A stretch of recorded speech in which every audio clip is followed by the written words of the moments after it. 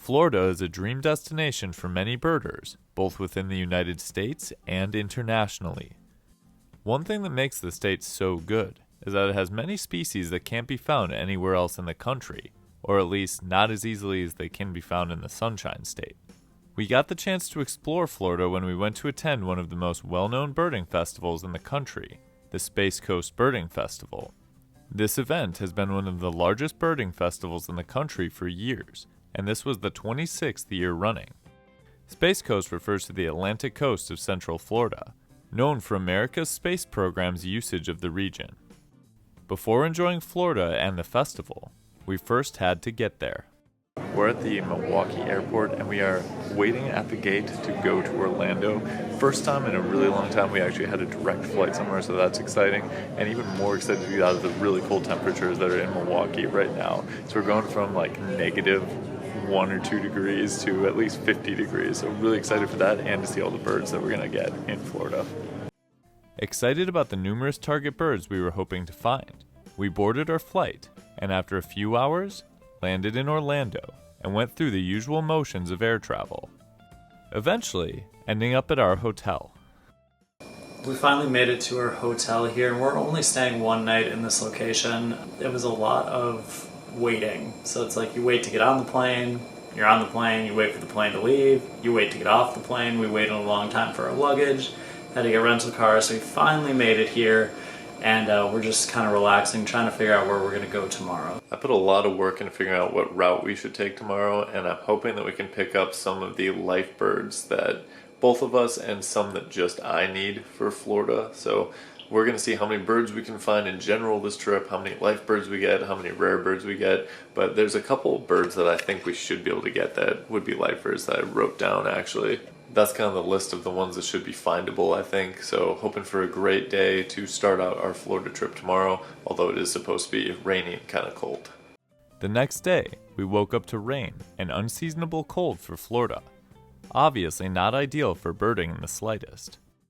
Just leaving the hotel for our first full day in Florida. We got a little bit of a late start because we were pretty tired from traveling, but it doesn't really matter because it's been raining all morning fairly heavily, and the temperature's around maybe 40 degrees, so not the best birding conditions. We're still going to go out and see if we can find some interesting species, and we'll have to see what our first bird of Florida will be. Probably something while we're driving, but we'll keep you updated on that too. Yeah, Dash says 51, so that feels better than the deep freeze that we're in right now. Back home, but it is disappointing when the first look outside is, oh, it's raining, but hopefully we can still get some cool birds. Unfortunately, we won't get the prime experience for some of these places we're going to, so I'm excited to see them, but it's probably not going to be as cool as it would be if it was sunny and everything was out and raptors were soaring and all that, but we'll do what we can. It didn't take long to get bird number 1 for the state. We just had a fly over gray blue heron in the rain, which is officially our first bird of Florida. Seems like a pretty appropriate one. We arrived at our first location of the day, excited to find a would-be life bird that is known to live there. We're here at the Lake Apopka Wildlife Drive, and unfortunately the drive itself is closed, but we're still able to walk in and see what we can find. One of our big targets is Gray-headed Swamphens here. Ryan had a little blue heron just a second ago, but we're excited to get out of the car and actually see some birds that we can appreciate, not just from the road. We very quickly spotted many different birds of Florida wetlands that were all for the most part quite close to us. This place is absolutely crazy so far. It's very similar to a lot of other wildlife drives I've been on where the stuff is just to either side of you, out in the open, and it feels like there's a lot more stuff here we haven't seen yet. So I'm excited to keep going, see if we can track down any new birds that we haven't already picked out from this location. After walking the gravel road a bit longer, we spotted our target bird and first lifer of the trip. We just found a couple gray-headed swamphens. We were scanning this area on the left side over here. It's a little more, looks like cattail marsh compared to open on this side, and I saw something that either looks like a purple gallinule or a swamp hen, so we had a closer look, and it's our swamp hen. So that's awesome. It was starting to rain, so we were feeling a little dicey about staying out here with all our gear, but I'm glad we were able to see these birds. Hopefully we can see them a little closer. A little ways down the road, we had an even closer encounter with these beautiful birds. It's raining, but we're getting the best views we've had, so you know, we'll take it. It's awesome. There's a pair foraging on the gravel here, and then we had two kind of picking at the vegetation. So I think we might get a little rain down, but I think hopefully it'll be worth it. Worried about our equipment, we made our way to a shelter where we could get a break from the rain. Let's go!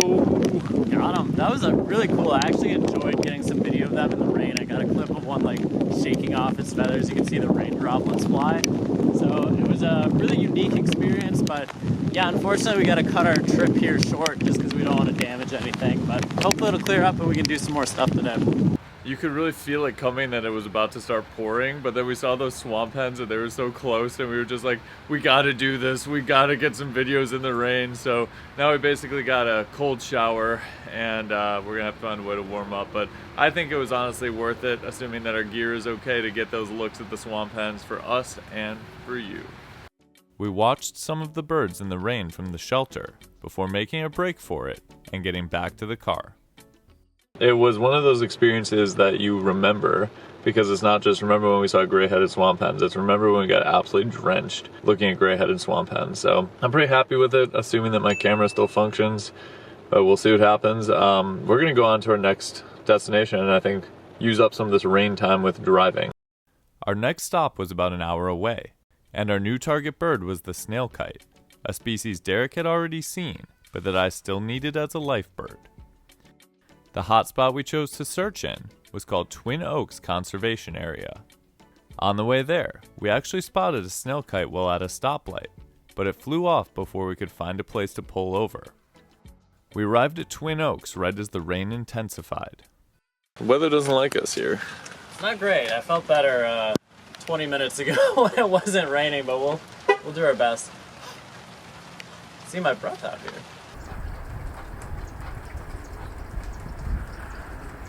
We made our way out to a covered gazebo, giving us a dry place to watch the coots, anhingas, and common gallinules swimming around.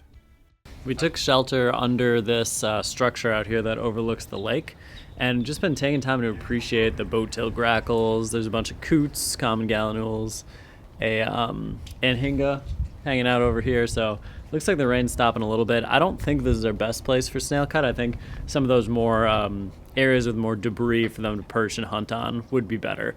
They act very similar to northern harriers, where they'll fly over the swamp and then they'll kind of go try to get some food, come back, sit on a branch. So I think we're gonna keep moving, but this was a nice stop to kind of get us out of the rain. These common gallinules are actually really beautiful birds. They have this iridescent, dark, almost purplish color to the feathers, and then they have that candy corn bill with a bright red and then a little bit of the orangey yellow at the end. And it's been really fun to watch them just swimming around, eating some plants. They have those really funny looking feet that other birds in the same family have, such as purple gallinules, such as coots. So it's been a real treat to see these birds up close, because usually we only get to see them at a distance or hidden in other parts of the country. With the rain continuing, we went back in the car and proceeded to drive around the conservation area, keeping an eye out for snail kite habitat. We found a spot that had everything a snail kite would need, including many snails, because another snail-eating bird species was there in high numbers. Right behind me there are 4 limpkin, and limpkin are pretty interesting bird species. They don't really fit into the category you would think they would be, and they're not very closely related to herons and other wading birds like that, which is strange because they look so much like them. They're a species that feeds almost entirely on snails, in particular apple snails. Something interesting in the United States, though, is that other species of snails that are non-native have started populations in different parts of the country, and that enables the limpkin to start moving to other parts of the U.S. So now they're in Louisiana, they've been in Texas. We had an event a few years ago where they erupted into the other parts of the United States too, so they got as far north as Wisconsin and some of the other Midwestern states.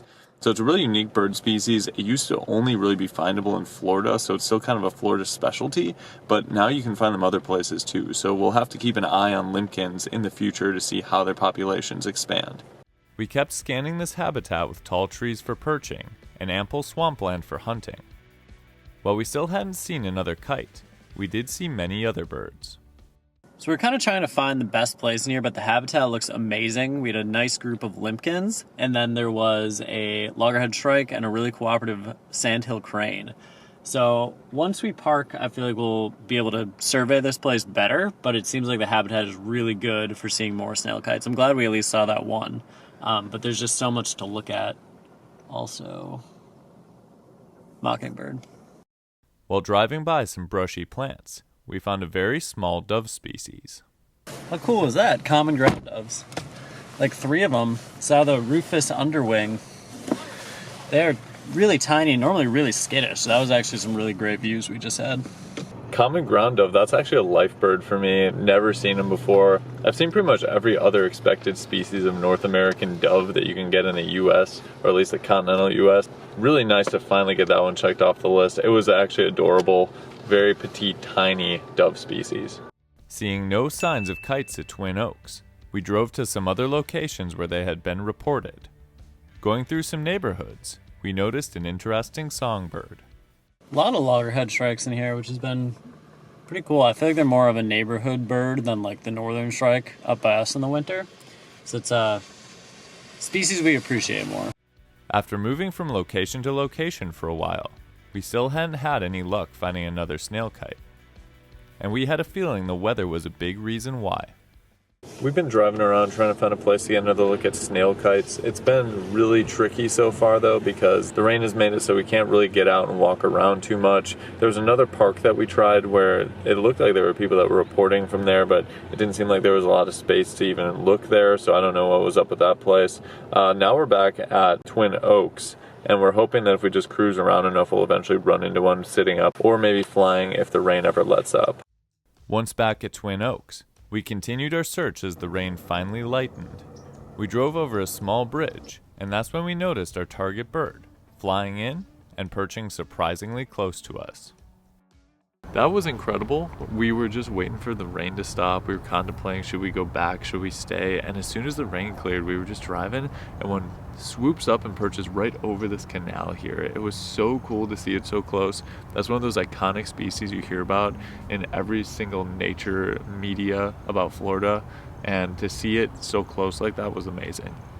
Male snail kites are dark charcoal in color, with a white tail and dark colored tail band. They have yellow near their distinctive thin, hooked bill. Females and immature birds are more brown in color and have lighter faces, along with a white eyebrow stripe. Snail kites get their name from their preferred food sources, snails. In fact, their diet consists nearly entirely of apple snails, although they will occasionally eat other food items such as crayfish and small vertebrates. When hunting for prey, these birds will fly low over the water, using their sight to spot snails. They will then drop down and grab the prey with their talons, then fly to a perch to use their specialized bill to extract the snail from its shell. Snail kites live in many parts of South America, Central America, and Mexico. In the United States, they can really only be found in Florida and reside in wetlands. They prefer areas with shorter vegetation and clearer water, enabling them to hunt more effectively. That was awesome. I mean, I feel like the first time we saw it was probably the best, and it was eating a snail, which was really cool, but it's just been hunting in this corridor, and it'll go further back, then it'll come up. Doesn't really seem to be bothered by much, except a couple crows over there that seem to be harassing it, but this is some great hunting. It was going to feel a little unfulfilling to only get that first look where we didn't really get to spend any time with it because we were at the traffic light and we had to go and there's no place to pull over. So it was really nice to be able to actually kind of sit with the snail kite and watch it hunt, watch it eat snails, doing exactly what you expected to be doing. So overall, a really great experience here with that snail kite. We left Twin Oaks feeling happy with our snail kite sighting. Eventually, we made it to our hotel in Cape Canaveral, where we would be spending the week attending the festival. We're now here at our room at the Radisson, and this is where the festival is based out of this resort here. So the room's nice, but it is really windy and it was pretty rainy today. So I'm hoping the weather isn't too bad tomorrow, but I'm excited to see what the festival is all about and see some more birds. I think we're going to spend a lot of time by Merritt Island National Wildlife Refuge, and that's one of the biggest hotspots in Florida. So there's some flamingos hanging out over there. There's a chance to see manatees, which I think would be really, really cool. There's a Eurasian widgeon that has been there, and we're going to try to find Florida scrub jay. So a lot of stuff on the plate tomorrow. Hopefully the rain doesn't hold us back too much. I think even if it's pouring rain and windy, we're going to go try to find some bird species. I don't know how good the birding will be, but I'm sure there'll be something for us to do. Maybe see some manatees, maybe see some scrub jays, maybe meet up with some people from the festival. Should be a fun day even if it's rainy. Our first day birding in Florida was great in spite of the cold and rainy conditions. Derek added 1 live bird to his list, and I added 3. But this was just the beginning of our adventures birding in Florida. If you like this video, take a look at another one from our Florida birding trip. And as always, thanks for watching. We'll see you next time on Badgerland Birding.